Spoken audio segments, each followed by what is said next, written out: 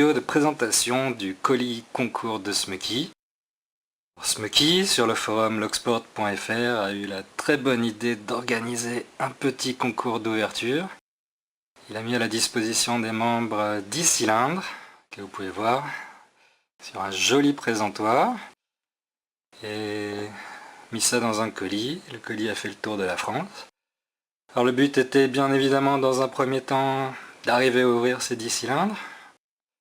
Comme vous pouvez voir, j'ai réussi à ouvrir les 10, non sans mal pour certains. Et puis pour ceux qui sont plus chauds, dans un deuxième temps, l'idée était de faire des vidéos d'ouverture afin de voir qui réalisait les meilleurs temps. Donc dans cette première vidéo, je vais vous faire une présentation des différents cylindres et des impressions que j'en ai eues. Et puis par la suite, je vais essayer d'enregistrer d'autres vidéos avec, si possible, mes temps d'ouverture. Si toutefois j'arrive à les ouvrir dans un temps convenable, ce qui n'est pas du tout garanti car certains sont assez difficiles.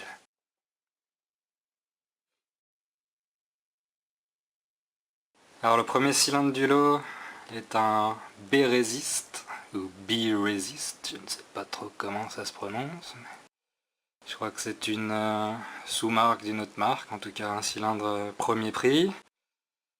5 goupilles, 0 difficulté. Il s'est ouvert, pas en soufflant dessus, mais presque. D'ailleurs Vince sur le forum a réalisé une ouverture en à peu près 1 seconde. Ça va être difficile de faire mieux, et surtout d'arriver à chronométrer un temps aussi court. Donc aucune difficulté sur celui-là. J'imagine qu'il était présent dans le colis afin qu'on arrive tous à ouvrir au moins quelque chose. Bref. Donc voilà, B-Resist. Rien à redire sur celui-là.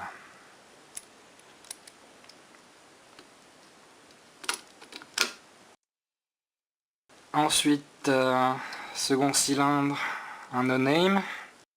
Pareil, 5 goupilles. Alors j'imagine que dans l'idée, c'était censé être lui le cylindre le plus facile. Mais malencontreusement, comme vous pouvez le voir ici, quelqu'un qui a pas dû être très délicat. Et le rotor s'est fendu. Donc du coup, ça a ajouté une difficulté supplémentaire. Comme vous pouvez voir, les deux parties sont désolidarisées. Et du coup, petite difficulté pour appliquer une tension correcte. Mais bon, ça reste quand même une merdouille chinoise a priori. Et sans grande difficulté. Là, vous pouvez voir, un cylindre qui a énormément de jeu en général. C'est très mauvais signe.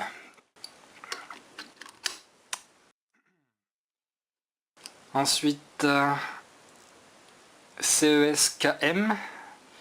Très joli cylindre, CES est une marque allemande assez réputée. En tout cas, tous ceux que j'ai eu dans les mains étaient assez difficiles à ouvrir. Alors le KM, a priori, est un cylindre pour bâtiment industriel, probablement sur organigramme. J'étais assez surpris que celui-ci s'ouvre aussi facilement, à vrai dire, mais peut-être que j'ai eu de la chance, on verra sur la vidéo. Très joli cylindre.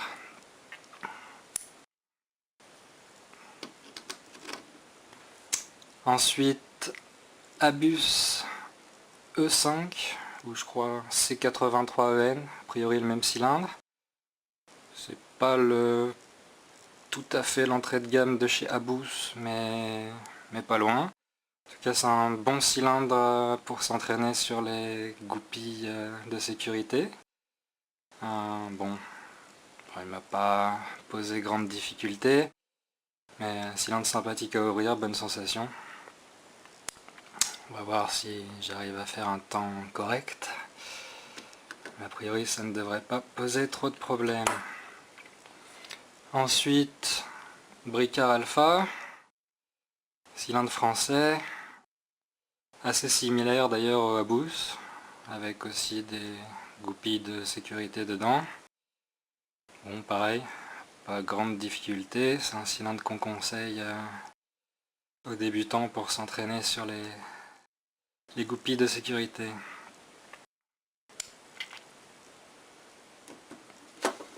Alors, ensuite un cylindre un peu moins commun, Tirard HG6. Je ne sais pas s'il est sur organigramme. Il y a 6 goupilles, une F plutôt facile. Que dire? Pas un cylindre qui s'ouvre tout seul, mine de rien. Il faut quand même faire attention aux ordres de placement. Je pense qu'il est plutôt bien ajusté pour un cylindre Tirard. Il faut dire que Tirard a plutôt une mauvaise réputation sur notre forum en termes de résistance au crochetage. Bon, on va voir si j'arrive à faire un bon temps.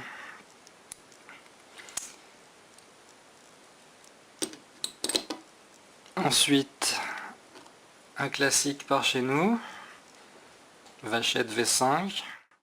En plus, c'est un modèle récent. Donc sur les modèles récents, l'ève est plus étroite. Il y a des goupilles actives de sécurité. C'est un cylindre qui peut présenter certaines difficultés. Il s'est pas ouvert tout seul.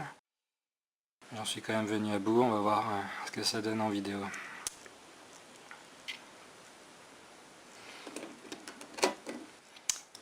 Alors, restent les 3 cylindres qui m'ont posé le plus de problèmes. Tout d'abord ce Kaba Gege Europa. Très très joli cylindre, c'est la première fois que j'en avais un entre les mains. Alors Gege est une marque autrichienne qui s'est fait racheter par Kaba, le géant suisse. Très très bonne qualité. C'est un cylindre bourré de goupilles de sécurité avec, comme vous pouvez voir, une ève vraiment pas facile. Un cylindre très intéressant. Celui-là j'ai eu du mal quand même, mine de rien. On va voir si j'arrive à le rouvrir en vidéo dans un temps correct. C'est sûr que si je mets une demi-heure, ça ne présente pas grand intérêt. Un bon challenge celui-là. Ensuite, ma bête noire, Tesa TE5. Pareil, une version moderne avec l'ève encore plus étroite que d'habitude. Comme sur le Vachette V5, des actifs de sécurité avec des rainures. C'est un cylindre très technique. Il y a des gens qui ont des facilités. En tout cas pour moi, ça a longtemps été ma bête noire. J'ai eu du mal sur celui-là aussi, même s'il n'a pas une variure super complexe. Il m'a quand même posé des difficultés. J'espère que j'arriverai à le rouvrir en vidéo aussi. Et pour terminer, Iseo Gera CSF F9. Très joli cylindre, 6 goupilles aussi, avec des goupilles de sécurité. Et celui-là a vraiment résisté. À chaque fois j'arrivais tout proche et juste à la fin ça ne marchait pas. Un grand soulagement quand j'ai enfin réussi à l'ouvrir, mais celui-là j'ai pas de garantie d'arriver à vous faire une vidéo correcte. Voilà. Colis challenge de Smoky. Rendez-vous pour les ouvertures.